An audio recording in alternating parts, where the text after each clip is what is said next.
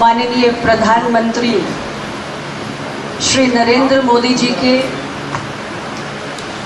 देश के नौजवानों को भारत सरकार के विभिन्न मंत्रालयों और विभागों में दिसंबर 2023 तक 10 लाख नौकरियों के नियुक्ति पत्र प्रदान करने के इस महाअभियान के तहत आयोजित 6वें रोजगार मेला के मंच पर उपस्थित आप सबके अत्यंत लोकप्रिय सांसद के साथ साथ एक बहुत ही विख्यात कलाकार और संसद में अपने क्षेत्र की समस्याओं के साथ साथ जो निरंतर कलाकारों की समस्याओं के लिए मुखरता से अपनी बात रखते हैं। मुझे स्मरण होता है एक बार माननीय सांसद जी ने प्रश्नकाल के दौरान आर्टिस्ट के डेटा बैंक को क्रिएट करने के लिए एक प्रश्न उठाया था सांसद जी, तो मुझे बहुत प्रसन्नता हुई थी। और अपने क्षेत्र के विषय तो ये उठाते ही रहते हैं। मुझसे ही प्रश्नकाल में एक बार इन्होंने गोरखपुर से एक्सपोर्ट प्रमोशन के लिए इंफ्रास्ट्रक्चर फैसिलिटीज क्रिएट करने के संबंध में सवाल पूछा था। तो बहुत ही मुखर सांसद है, अपने क्षेत्र की चिंता करते हैं। तो मैं ऐसे संसद के मेरे सहयोगी, मेरे भाई, मेरे मित्र, उनका बहुत बहुत अभिनंदन करती हूँ। साथ ही इस मंच पर मौजूद भारत सरकार से आए हुए अवर सचिव श्री संजय कुमार जी, अध्यक्ष Baroda UP Gramin Bank Shri Devendra Pal Grover ji, Bank of Baroda के क्षेत्रीय प्रमुख गोरखपुर श्री जगजीवन महापात्रा जी, और आज के इस कार्यक्रम में सम्मिलित हमारे सभी बैंक ऑफ बड़ौदा के अधिकारी कर्मचारीगण, जिन्होंने आज के इस आयोजन को सफल बनाने के लिए परिश्रम किया है। आप सभी देश के कोने कोने से आए हुए सफल अभ्यर्थी और मेरे साथ यहाँ पर उपस्थित मेरी पार्टी अपना दल के सभी पदाधिकारी, सहयोगी दल भारतीय जनता पार्टी के सभी पदाधिकारी, अन्य समस्त सामाजिक कार्यकर्तागण, हमारे प्रिंट और इलेक्ट्रॉनिक मीडिया के साथी, आप सब सम्मानित देवियों और सज्जनों, मैं सबसे पहले तो आज के इस अवसर पर आप सबकी शानदार उपस्थिति के लिए आपको हृदय से आभार व्यक्त करना चाहती हूँ। आप जानते हैं, एक वर्ष पूर्व माननीय प्रधानमंत्री जी की सरकार ने मिशन रिक्रूटमेंट की शुरुआत की। माननीय प्रधानमंत्री नरेंद्र मोदी जी भारत के इतिहास में और लोकतंत्र के इतिहास में एक ऐसे प्रधानमंत्री के रूप में जाने जाएंगे जिन्होंने हर उस कार्य को संभव करके दिखाया है जिस पर लोगों ने संदेह व्यक्त किया है और जिस पर प्रश्न चिन्ह खड़ा किया है। जब उन्होंने कहा कि देश में हम करोड़ों शौचालय बनाएंगे, तब आलोचकों ने कहा ये कैसे संभव होगा, लेकिन उन्होंने संभव करके दिखाया। जब उन्होंने कहा कि देश के गरीबों के लिए करोड़ों आवास बना के दिखाएंगे, तब भी सवाल उठे, लेकिन ये भी संभव हुआ। जब उन्होंने कहा कि करोड़ों गरीबों को बैंकों में खाते देने का काम करेंगे, तब भी सवाल खड़े किए गए, यह कार्य भी संभव हुआ। और जब प्रधानमंत्री जी ने कहा कि देश के अंदर नौजवानों को 1 साल के अंदर 10 लाख सरकारी नौकरी देकर दिखाएंगे तो ये कार्य तेजी से आगे बढ़ा और अपने लक्ष्य को पहुंचेगा। और अपने लक्ष्य को पूरा करने के बाद दिसंबर 2023 में जो तमाम लोग आज उत्सुकतावश इस रोजगार मेले की श्रृंखला को देख रहे हैं, उनके मुंह पे ताले लगेंगे। हमने 5 रोजगार मेलों का अभी तक आयोजन किया है और ये 6वां रोजगार मेला है। देश के 43 विभिन्न स्थलों पर आज एक साथ इन रोजगार मेलों का आयोजन हो रहा है, जिसमें हमारे भारत सरकार के अलग अलग केंद्रीय मंत्रीगण सम्मिलित हो रहे हैं और 70,000 लोगों को एक साथ विभिन्न विभागों में नियुक्ति पत्र सौंपने का काम आज संभव किया जा रहा है। उत्तर प्रदेश के अंदर 4 स्थानों पर गोरखपुर, मुरादाबाद, प्रदेश की राजधानी लखनऊ और माननीय प्रधानमंत्री जी का संसदीय क्षेत्र वाराणसी, यहाँ पर इन कार्यक्रमों का आयोजन हो रहा है। और मेरे लिए ये बेहद प्रसन्नता का विषय है कि मुझे गोरखपुर की धरती से आप सबके बीच इस श्रृंखला में शामिल होने का अवसर मिला। इस पवित्र धरती पर आप सबके बीच आना और रोजगार मेला के माध्यम से 10 लाख नियुक्ति पत्र के संकल्प को पूरा करने का हिस्सा बनना मेरे लिए परम सौभाग्य की बात है। आज हमारे बीच 153 ऐसे सफल अभ्यर्थी हैं जो यहाँ पर फिजिकली उपस्थित हैं और 83 ऐसे अभ्यर्थी हैं जो वर्चुअली हमारे साथ जुड़ रहे हैं, जो किसी कारणवश यहाँ पर आज फिजिकली उपस्थित नहीं हो पाए। कुल मिलाकर 240 अभ्यर्थी ऐसे हैं जिनको गोरखपुर में आज नियुक्ति पत्र प्रदान किए जा रहे हैं। मैं आप सभी सफल अभ्यर्थियों को हृदय से बहुत सारी बधाई और शुभकामनाएं देती हूं और आपके उज्जवल भविष्य की मैं कामना करती हूं। आज आपके हाथ में जब ये नियुक्ति पत्र आएगा तो आपके आनंद की कोई सीमा नहीं होगी। सारे लोग आपको इस नियुक्ति पत्र के साथ देखेंगे, लेकिन इस नियुक्ति पत्र को प्राप्त करने के लिए आपने जो अथक परिश्रम किया है वो सिर्फ आप जानते हैं, वो सिर्फ आपने और आपके परिवार के सदस्यों ने देखा है। आज के इस अवसर पर मैं आपके परिवार के सदस्यों का भी अभिनंदन करती हूं, जिनके सहयोग से जो लगातार आपको साहस दे रहे होंगे, आपका मनोबल बढ़ाते होंगे, उनको भी मैं बहुत बहुत बधाई देना चाहती हूँ। किसी भी युवा के लिए जब प्रतियोगी परीक्षा की तैयारी का समय होता है, यह सबसे ज्यादा असमंजस का समय होता है, क्योंकि सदैव मन में एक प्रश्न चिन्ह खड़ा रहता है कि पता नहीं जिस प्रतियोगी परीक्षा में हम बैठ रहे हैं उसका परिणाम क्या होगा। और इसलिए एक प्रतियोगी के मन में जो उथल पुथल रहती है उसे वही समझ सकता है। सफलता का कोई शॉर्टकट नहीं होता। सफलता कठिन परिश्रम और तपस्या से ही प्राप्त की जाती है। आप सबने उसे प्राप्त किया है। आप सब समाज में अन्य युवाओं के लिए एक रोल मॉडल के रूप में सामने आए हैं।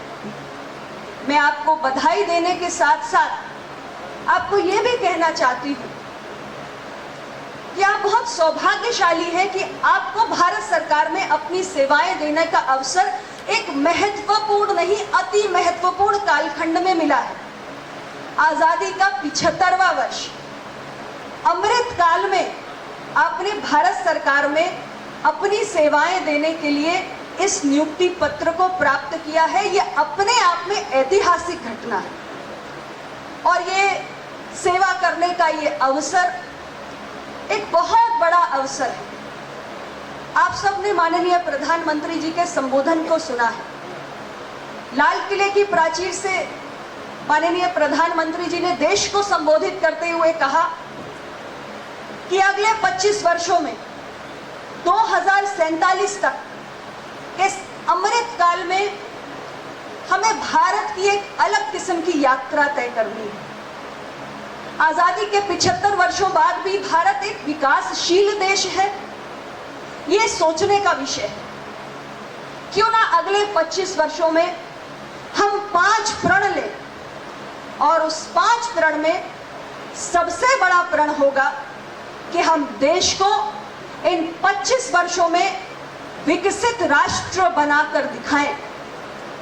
और उस विकसित राष्ट्र के प्रण को पूरा करने के लिए आप सभी का योगदान बेहद महत्वपूर्ण होने जा रहा है। मैं मानती हूं कि आप सब अपनी अपनी सेवाओं को ज्वाइन करने के बाद इस बात को सदैव याद रखेंगे कि आपको इस प्रण की पूर्ति के प्रति अपने कार्य में योगदान देना है।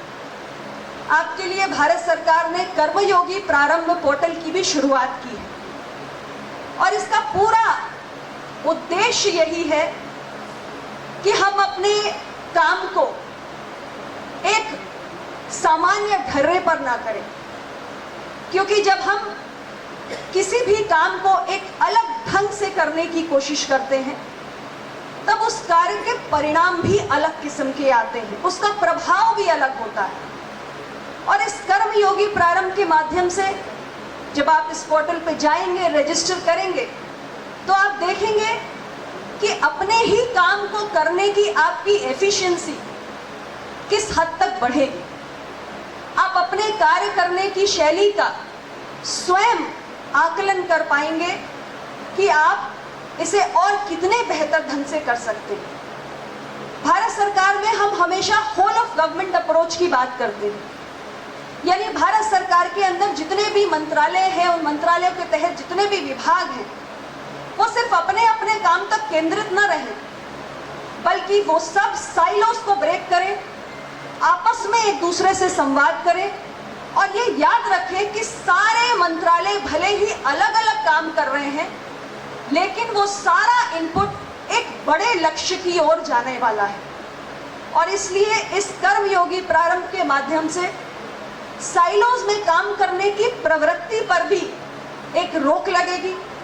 आपको एक टीम की तरीके से काम करने की आदत पड़ेगी और अपने कार्य के प्रति अकाउंटेबिलिटी, जवाबदेही, यानी अपने काम को ओन अप करना, ये जो एक क्षमता है हमारे अंदर विकसित होगी।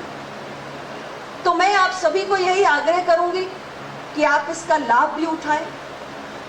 आज भारत सरकार मात्र सरकारी नौकरियों के माध्यम से रोजगार सृजन की बात नहीं करती, क्योंकि सरकारी नौकरियों की संख्या सीमित हो सकती है, लेकिन देश का हर नौजवान अपना योगदान विकसित भारत की यात्रा में दे सके, ऐसी अवधारणा भारत सरकार की।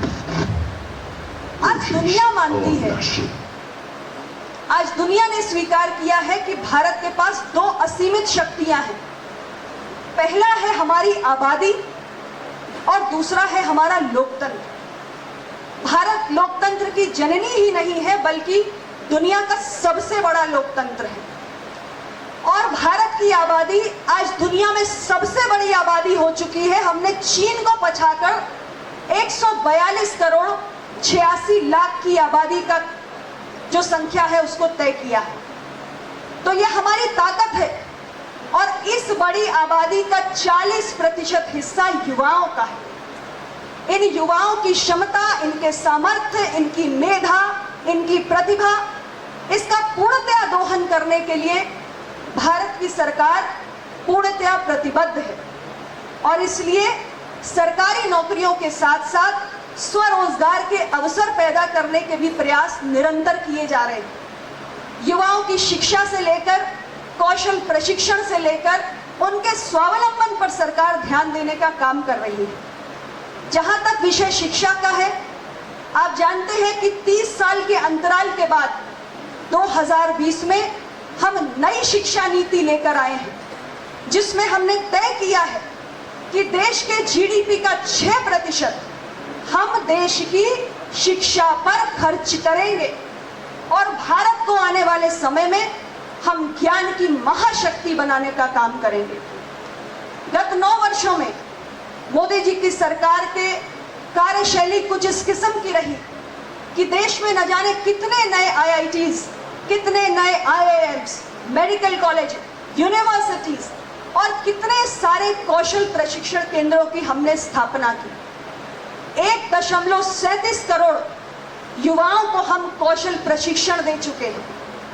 मुद्रा योजना, स्टैंड अप योजना, ऐसी कई योजनाओं के माध्यम से स्वरोजगार के अवसर दिए जा रहे हैं। यह हम सबका सौभाग्य है कि आज भारत दुनिया की 5वीं सबसे बड़ी अर्थव्यवस्था बन चुका है और आने वाले 2-4 साल में भारत दुनिया की 3री सबसे बड़ी अर्थव्यवस्था बनने की दिशा में अग्रसर है। कोरोना ने दुनिया के तमाम देशों की अर्थव्यवस्थाओं को बेपटरी कर दिया, लेकिन ऐसी गंभीर पैंडेमिक के बीच में भारत की अर्थव्यवस्था आज सबसे तेज गति से आगे बढ़ने वाली अर्थव्यवस्था बनकर उभरी है। इसलिए पूरी दुनिया भारत को एक ब्राइट स्पॉट के रूप में देख रही है। हमारी कोशिश है भारत निरंतर एक globally attractive destination for investment बने। मेरा अपना मंत्रालय ईज ऑफ डूइंग बिजनेस को लगातार बढ़ाने की दिशा में काम कर रहा है। 2014 में Bharat ease of doing business ranking में 142वें स्थान पर हुआ करता था, लेकिन आज हम 63वें स्थान पर आकर खड़े हो गए।